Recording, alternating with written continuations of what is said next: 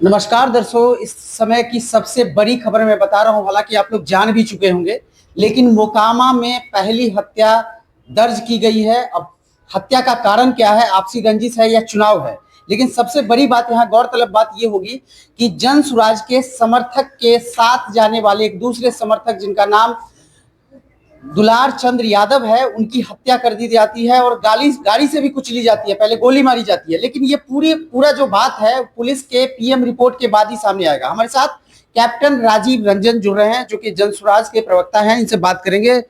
राजीव जी, एक बात बताइए कि अब तो जनसुराज के समर्थकों में थोड़ा सा भय भी होगा कि भाई अब हम जाएंगे रैली में और मेरी हत्या इस तरीके से की जाएगी। ये दिन दहाड़े बताइए सुशासन में हो रहा है। ये सिर्फ समर्थकों में भय नहीं होगा। आप जानते हैं ये डिजाइन है, ये कॉन्स्पिरेसी है। पूरे साधारण जो इनोसेंट जनता है, जो मासूम जनता जो वोट देने के लिए घर से निकलती है, उनमें भी भय बैठ जाएगा। अगर उनको लगेगा कि वो इस कैंडिडेट को नहीं, इस कैंडिडेट को वोट देना चाहते हैं, तो अब दो बार सोचेंगे। ये सरकार की जिम्मेवारी है कि बंदूक के साये में प्रजातंत्र नहीं फल फूल सकता है।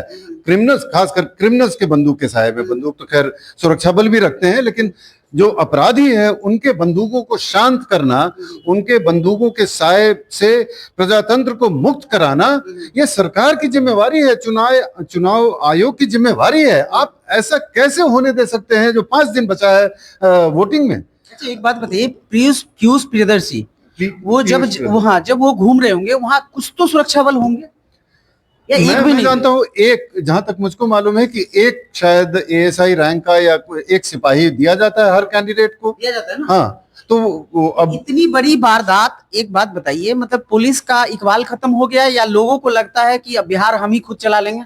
देखिए, ये मैं नहीं बोल सकता हूँ कि वहां पीयूष प्रियदर्शी जी खुद भी थे कि नहीं, वो ही कैंडिडेट हैं।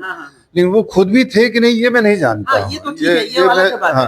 लेकिन अगर वो होते तो वो पुलिस का एक सिपाही भी होता, उनके साथ होता।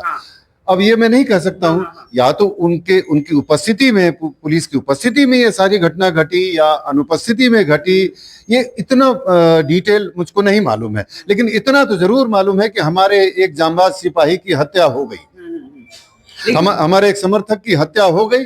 और ये ऐसी जघन्य, इस तरह के जघन्य अपराध की कोई जगह नहीं है प्रजातंत्र में।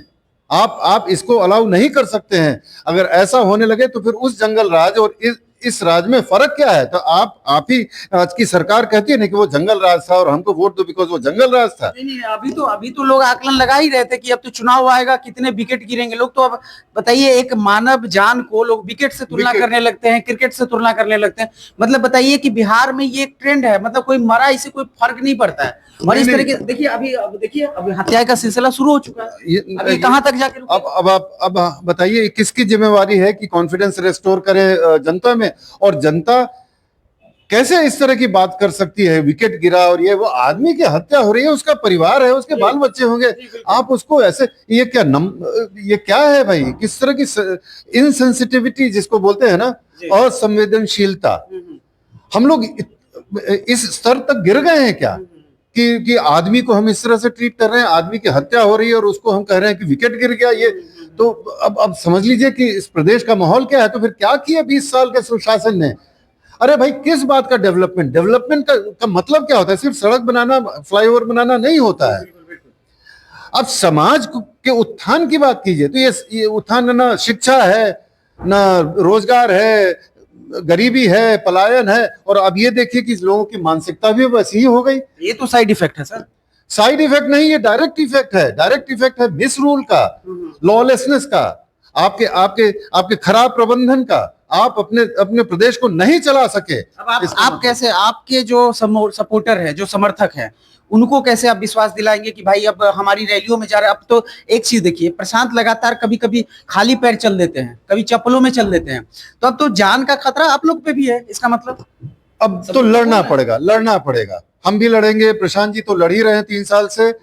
उनके पास तो कोई सुरक्षा बल नहीं है। बिल्कुल वही मैं बता रहा था। अब हमको तो लड़ना पड़ेगा। जनसुराज का एक कार्यकर्ता लड़ेगा, लेकिन जनता को भी लड़ना पड़ेगा। हम जनता से अपील करते हैं कि भाई आप भी निकलिए घर से बाहर और लड़िए। इसका प्रोटेस्ट बहुत जरूरी है। इस तरह के जघन्य अपराध कि कोई जगह नहीं हमारे समाज में, और खासकर अगर ये सब होता रहा तो फिर प्रजातंत्र खत्म। प्रशासन से क्या बोलिएगा? प्रशासन से हम पार्टी के यही, भी हाँ, हम यही उससे उम्मीद करते हैं, हम अपील करते हैं कि जल्दी से जल्दी कार्रवाई कीजिए to restore confidence among the people. मतलब कॉन्फिडेंस आदमी में आए कि हाँ भाई, हाँ डेमोक्रेसी है, ठीक है, हम घर से निकल सकते हैं, हम वोट दे सकते हैं निर्भीक होके। अबे प्रशांत किशोर जी तो अपनी निर्भयता के लिए जाने जाते हैं, उनको तो हमको नहीं लगता है कि किसी चीज की परवाह है। तो अब जनता भी दिखाए कि वो भी निर्भीक है, वो भी अगर खराब सिस्टम है तो उससे लड़ना चाहती है। हम लोग सिस्टम कैसे बदलेंगे जब तक कि थोड़ा साहस नहीं दिखाएं। इस कार्यकर्ता ने सुप्रीम सैक्रिफाइस दी है, जैसे बॉर्डर पे सैनिक देते हैं अपनी जान की कुर्बानी, वैसे इस कार्यकर्ता ने अपनी कुर्बानी दी है। अब इसका सम्मान करते हुए हम लोगों को शांतिप्रिय ढंग से लेकिन निर्भीक होकर घर से निकलना पड़ेगा और वोट देना पड़ेगा। तभी इनकी शहादत को थोड़ा सा, तभी उनकी शहादत को सम्मान मिलेगा और प्रजातंत्र को बल मिलेगा। सुन रहे थे कैप्टन राजीव रंजन को, सुन रहे थे।